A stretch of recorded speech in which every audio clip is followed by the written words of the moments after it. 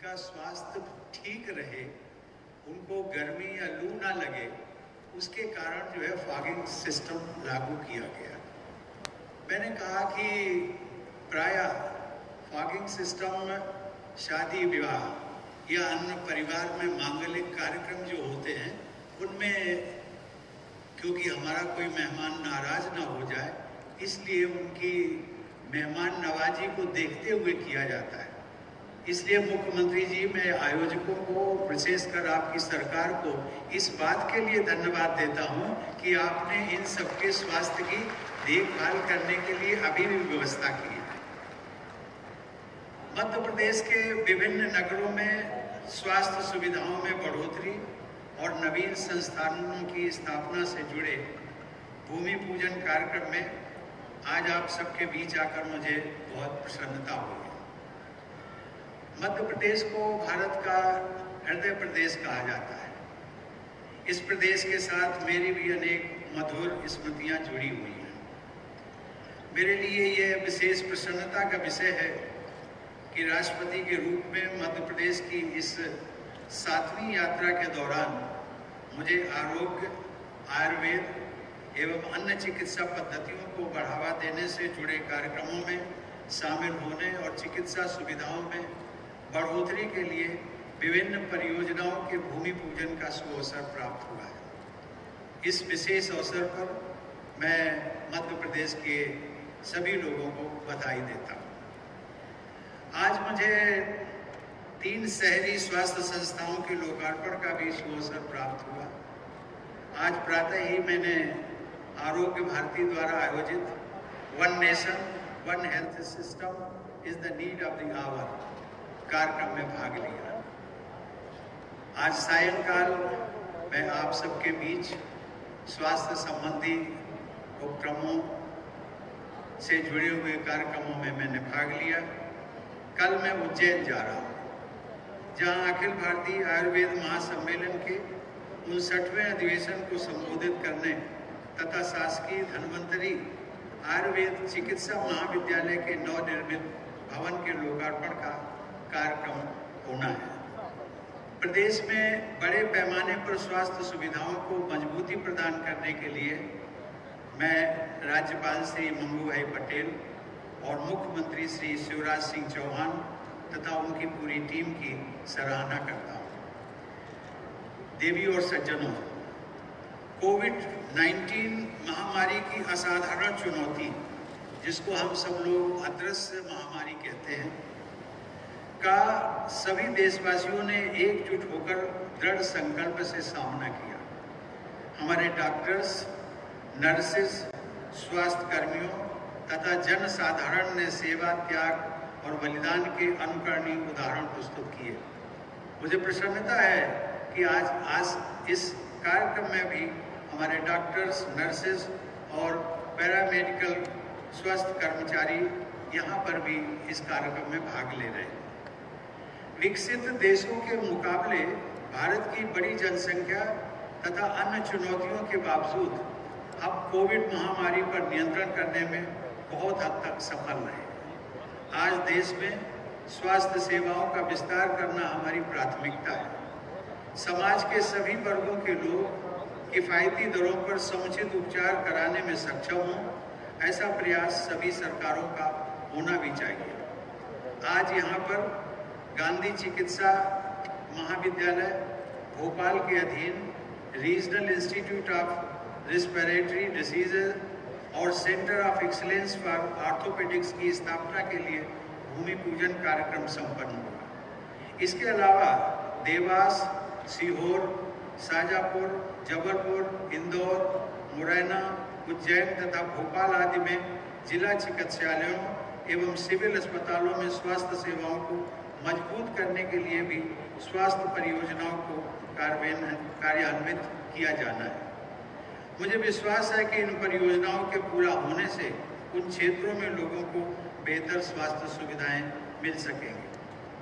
देवी और सज्जनों, प्राय देखा जाता है कि जब कोई बीमार होता है या किसी पीड़ा से ग्रस्त हो जाता है तो उसके मुंह से सबसे पहले भगवान का नाम निकलता है और उसके बाद जो उसके सामने प्रकट होता है वो डॉक्टर होगा या नर्स होगा या पैरामेडिकल कर्मचारी। उसको उन सभी कर्मियों में, स्वास्थ्य कर्मियों में, चाहे वो डॉक्टर हो और नर्सेज हो, उन सब में उसको भगवान ही दिखाई देता है। अगर मुश्किल के समय एक अच्छा डॉक्टर मिल जाए और वो रोगी की ठीक से देखभाल करे तो उससे बढ़कर रोगी के लिए और कुछ नहीं होता। और यदि कोई चिकित्सक रोगी के प्रति सद्भावना रखते हुए उसे तसल्ली के 2 शब्द बोल देता है तो रोगी के लिए वो शब्द भी पथ्य की तरह काम करते हैं। जीवन से निराश या रोग से हताश व्यक्ति की प्राण रक्षा कभी कभी ऐसे सांत्वनापूर्ण शब्दों से भी हो जाती है। देवी और सज्जनों, चिकित्सकों का मूल मंत्र, जिसे हमारे ऋषि मुनियों और भारतीय परंपरा में कहा गया है कि कामये दुख तप्ता नाम प्राणी नाम आरती नाशनम, अर्थात दुख से संतप्त प्राणियों का कष्ट समाप्त हो जाए। यही भावना, इसी भावना के साथ हमारे डॉक्टर्स, नर्सेस और पैरामेडिकल कर्मचारी काम करते हैं। मरीज के जीवन की रक्षा के लिए डॉक्टर को बड़ी सावधानी व जिम्मेदारी से सभी कार्य करने होते हैं। काम का बोझ भी रहता है, फिर भी कुशल डॉक्टर हर परिस्थिति में सेवा भाव से मरीज की देखभाल और चिकित्सा करता है। परंतु कभी कभी ऐसी घटनाएं भी सामने आती हैं जिनमें डॉक्टर के साथ बदसलूकी की जाती है। ये विचार करना चाहिए, हम सबको इस पर सोचना चाहिए कि डॉक्टर भी आखिर मनुष्य होता है और कभी कभी उससे भी गलती हो सकती है। इसलिए रोगियों और उनके तीमारदारों को संयम और धैर्य से काम लेना चाहिए। भारत के राष्ट्रपति के रूप में मुझे कई देशों की यात्रा का सुअवसर प्राप्त हुआ। अनेक देशों में भारतीय मूल के डॉक्टर बड़ी संख्या में काम करते हैं। वहाँ भी उन्हें बहुत सम्मान की दृष्टि से देखा जाता है। विदेशों में बहुत से लोग भारत में इलाज करवाने आते हैं क्योंकि भारत में इलाज सस्ता है, यूरोपीय कंट्रीज की तुलना में बहुत सस्ता है। इसीलिए इंडिया को कभी कभी मेडिकल टूरिस्ट हब भी कहा जाता है।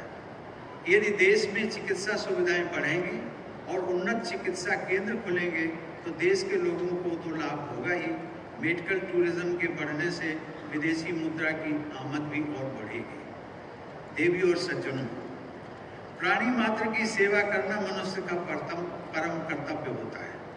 बड़ी संख्या में हमारे चिकित्सक भी सर्वभूत हिते रता, अर्थात सभी प्राणियों की सेवा की भावना से कार्य करते हैं। पिछले कई वर्षों में पद्म पुरस्कार प्रदान करते समय मेरे समक्ष कई ऐसे उदाहरण आए जिनसे ये पता चला कि हमारे प्रतिभावान डॉक्टर्स ने विदेशों में बसने तथा बड़े अस्पतालों में काम करने की जगह देश के जनजातीय तथा ग्रामीण क्षेत्रों में रहकर सेवा तथा त्याग का व्रत लिया। पिछले वर्ष नवंबर में राष्ट्रपति भवन में मुझे मध्य प्रदेश की डॉक्टर लीला जोशी को चिकित्सा के क्षेत्र में उनके योगदान के लिए पद्मश्री से सम्मानित करने का अवसर प्राप्त हुआ था। डॉक्टर लीला जोशी स्त्री रोग विशेषज्ञ हैं और रतलाम जिले की जनजातीय ग्रामीण तथा शहरी मलिन बस्तियों में एनीमिया के कारण होने वाली मृत्यु दर को कम करने के लिए 2 दशकों से भी अधिक समय से काम कर रही है। भारतीय रेलवे से रिटायर होने के बाद उन्होंने किसी बड़े शहर में रहने की बजाय रतलाम को अपनी कर्मभूमि बनाया और जनजातीय समाज की सेवा को अपना मिशन बनाया। देवी और सज्जनों, अंतिम सोपान के अंतिम व्यक्ति तक स्वास्थ्य सुविधाएं पहुंचाने और राज्य के 8 करोड़ से अधिक लोगों के जीवन को बेहतर बनाने के लिए भारत सरकार और मध्य प्रदेश सरकार के प्रयासों की सफलता के लिए ऐसे ही सेवाव्रती चिकित्सकों की आवश्यकता है। मेरी शुभकामना है कि आप सभी के प्रयास सफल हों और राज्य के लोग निरोगी एवं सुखी जीवन व्यतीत करें।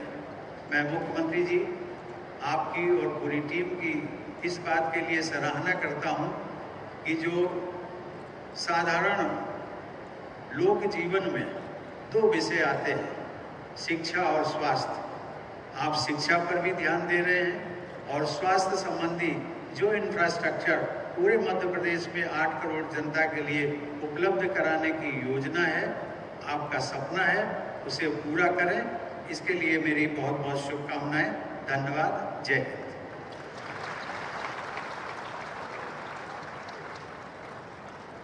बहुत बहुत धन्यवाद माननीय राष्ट्रपति महोदय श्री रामनाथ कोविंद जी। आप माननीय राष्ट्रपति महोदय की उपस्थिति के प्रति आभार व्यक्त करने के लिए आग्रह माननीय स्वास्थ्य मंत्री मध्य प्रदेश डॉक्टर प्रभुराम चौधरी जी से।